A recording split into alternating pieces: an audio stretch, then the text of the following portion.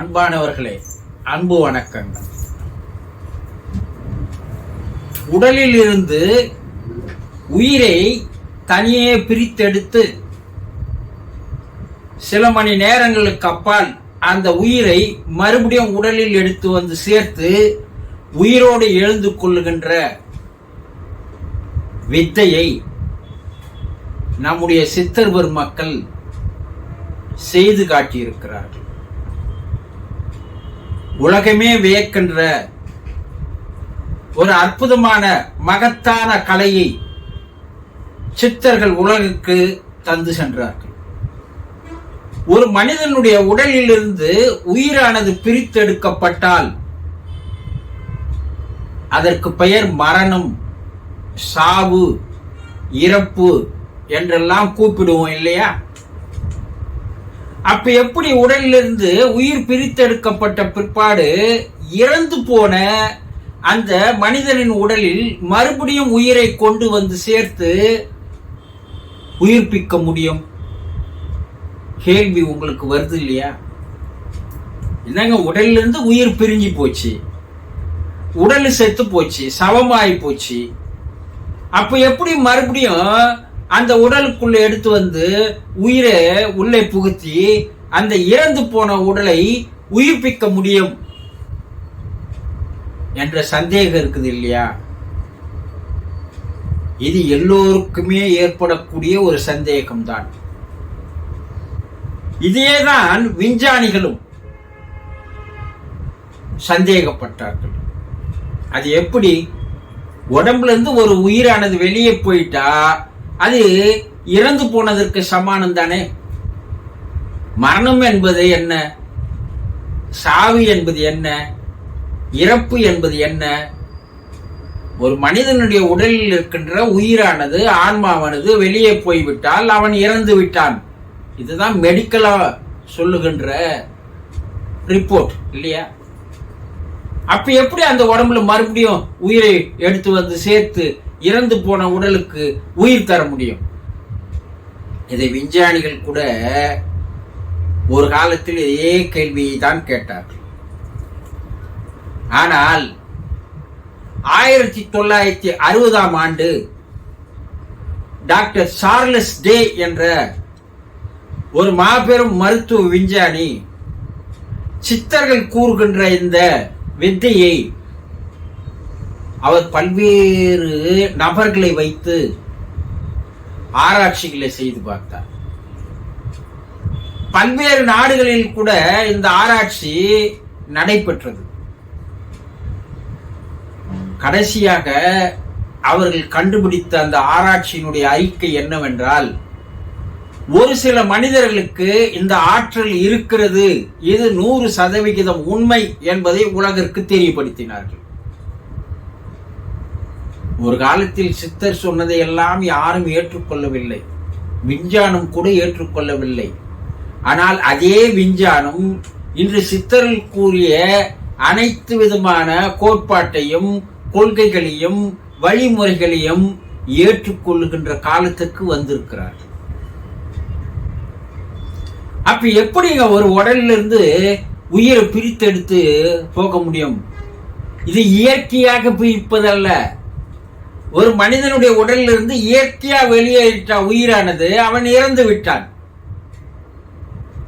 ஆனா வாழும் காலத்திலேயே ஒரு மனிதன் செயற்கையாக தன்னுடைய திறமையால், தன்னுடைய ஆற்றலால், தன்னுடைய வித்தையால், தன்னுடைய கலையால் தன்னுடைய உடலில் இருக்கின்ற உயிரை, ஆன்மாவை வெளியே எடுக்கின்ற வித்தை.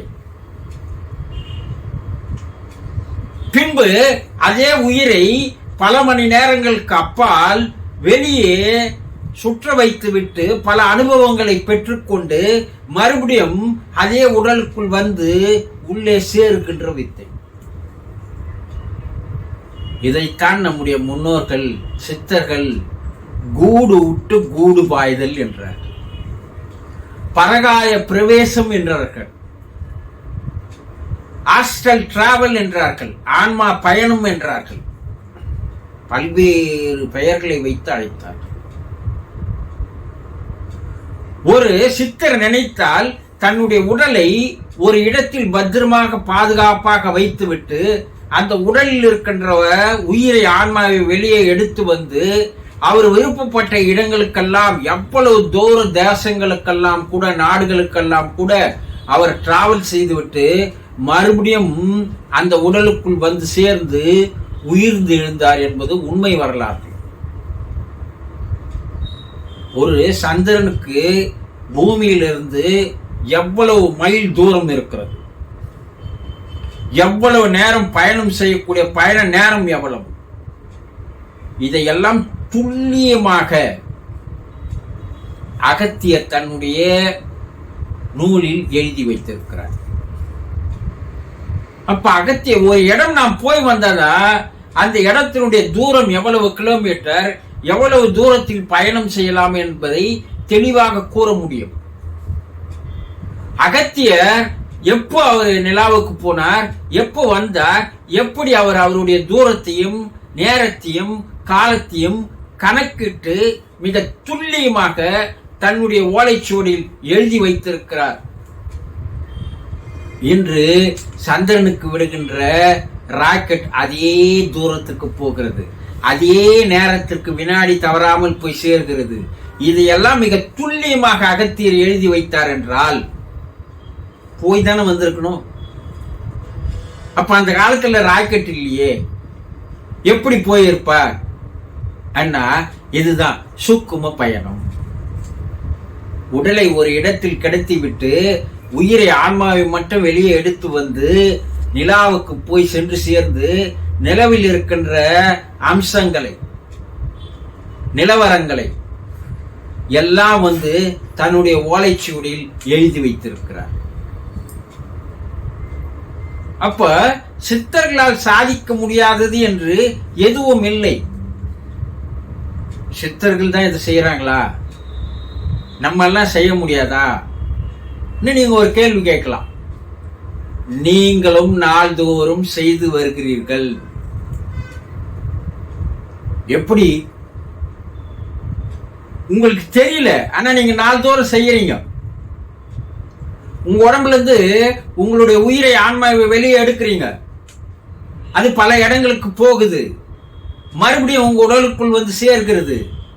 காலையில் விழித்துக் கொள்கிறீர்கள் இல்லையா? இரவுல தூங்குறீங்க, கனவு காண்றீங்க, கனவுல பல்வேறு இடங்களுக்கு போறீங்க, பல்வேறு காட்சிகளை பார்க்கறீங்க.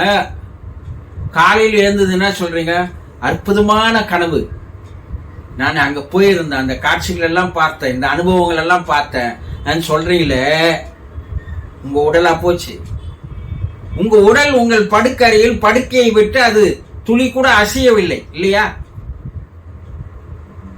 நீங்க உள்பக்கம் தாப்பால் போட்டுன்னுக்கிறீங்க, வீட்டினுடைய கதவு உள்ள தாப்பால் போட்டுன்னுக்கிறீங்க. அப்போ உடம்பு அந்த இடத்தை விட்டு அசையவில்லை. ஆனால் உங்கள் உடம்பில் இருந்த உயிர் ஆன்மா மட்டும் வெளியேறி போய் த ஆஸ்ட்ரல் டிராவல் ஆன்ம பயணமானது செய்து பல்வேறு அனுபவங்களை அனுபவித்து விட்டு பல்வேறு காட்சிகளை பார்த்துவிட்டு மறுபடியும் வந்து உங்கள் உடலுக்குள் சேர்ந்து உங்களுக்கு அதை உணர்த்துகிறது. ஆன்மாவின் அனுபவங்களை எல்லாம் அது தனக்கு உங்களுக்கு உணர்த்துவதால் தான் நீங்க காலையில் எழுந்ததும் ஆஹா அற்புதமான கனவு கண்டம்பா சொல்றீங்க இல்லையா? அப்ப உங்க உடம்பில் இருந்து உங்களை அறியாமல் உயிரானது ஆன்மாவானது தினந்தோறும் வெளியே போய் மறுபடியும் உள்ள வருது இல்லையா? இது உங்களுக்கு தெரியாமல் நடைபெறுகின்ற வித்தை. இதை தெரிந்தே செய்கின்ற வித்தை தான் கூடு விட்டு கூடு பாய்தல். அதை என்ன சொல்றாங்க சைக்காலஜி மன தத்துவ ஆராய்ச்சியாளர்களோட மீட்டம் சைக்கோலிசிஸ் என்று சொல்கிறார்கள், சைக்கோசிஸ் என்று சொல்கிறார்கள். இது 100% உண்மைதான் என்று சொல்கிறார்கள். இது ஆயக்கலைகளில் 64 கலைகளில் 52வது கலையாக சித்தர்கள் எழுதி வைத்து விட்டு சென்றிருக்கிறார்கள்.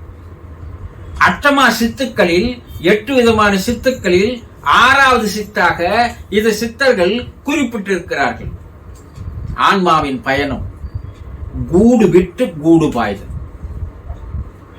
எல்லா சித்தர்களும் இந்த கலையில் தேர்ச்சி பெற்றிருக்கிறார்கள். சித்தர்கள் மட்டுமல்ல, ஆதிசங்கரர் கூட இந்த கலையில் தேர்ச்சி பெற்றிருக்கிறார் என்று அவருடைய வரலாற்று தெரிவிக்கிறது. அப்ப ஒரு மனிதன் செயற்கையாக தன்னுடைய உடம்பில் இருக்கின்ற உயிரை, ஆன்மாவை வெளியே எடுத்து சென்று பல்வேறு அனுபவங்களை அனுபவித்து விட்டு மறுபடியும் தன்னுடைய உடலுக்குள் வந்து சேர முடியும் என்பது 100% உண்மை. The out of body experience என்று விஞ்ஞானம் இன்று நிரூபித்திருக்கிறது. அப்ப எப்படிங்க 24 மணி நேரம் அந்த பாடி என்ன ஆகும்? ஒரு மனிதன் இறந்து விட்டால் 24 மணி நேரம் அந்த உடலானது, தேகமானது மறுபடியும் உயிர்ப்பித்து எழுக்கின்ற அளவிற்கு தகுதியும் தன்மையும் பெற்றிருக்கிறது என்பதை சித்தர்கள் நன்கு உணர்ந்திருக்கிறார்கள். தசவாயு என்று சொல்லக்கூடிய 10 காத்துல அந்த தேகத்திலிருந்து, உடம்பிலிருந்து, சடத்திலிருந்து 9 காற்று வெளியேறிவிடும். ஒரு காற்று மட்டும் அந்த உடலுக்குள்ளேயே 24 மணி நேரம் இருக்கும். அந்த 24 மணி நேரம் இருக்கும் போது அந்த தேகத்திற்கு மறுபடியும் உயிர்ப்பித்து எழுவதற்கு உண்டான தகுதிகள் இருப்பது என்பதை சித்தர்கள் கண்டுபிடித்தார்கள். அதனால்தான் எல்லா சித்தர்களும் மலை குகைகளில் தன்னுடைய உடலை மறைத்து வைத்துவிட்டு வெளியே வந்து வேறு ஒரு உடலுக்குள் புகுந்து அந்த உடலுக்குள் தன்னுடைய காரியங்களை எல்லாம் சாதித்து விட்டு மறுபடியும் அந்த உடலுக்குள் திரும்பி வந்து புகுவதற்குண்டான வழிமுறைகளை தெரிந்திருந்தார்கள். இதுதான் உடலிலிருந்து உயிரை வெளியேற்றிவிட்டு மறுபடியும் அந்த உயிரை, ஆன்மாவை அதே உடலுக்குள் கொண்டு வந்து சேர்த்து மறுபடியும் உயிர் பெற்று எழுகின்ற அற்புதமான உலக மகா வித்தைகளில் ஒரு வித்தையாகும். இந்த வித்தை சித்தர்களுக்கு கைவந்த கலை.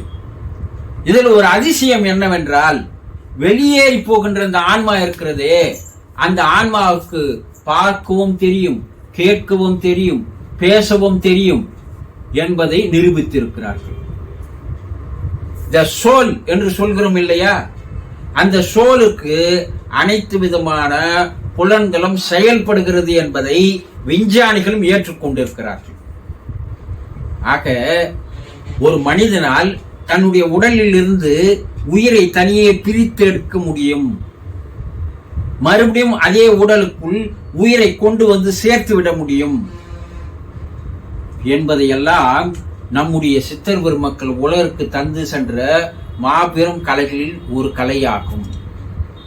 இது எப்படியெல்லாம் செயல்படுகிறது, இதனுடைய திறமைகள் என்ன, இதனுடைய வித்தைகள் என்ன என்பதையெல்லாம் பின்வரப்போகிற வீடியோவில் மிக தெளிவாக தெரியப்படுத்த இருக்கிறேன்.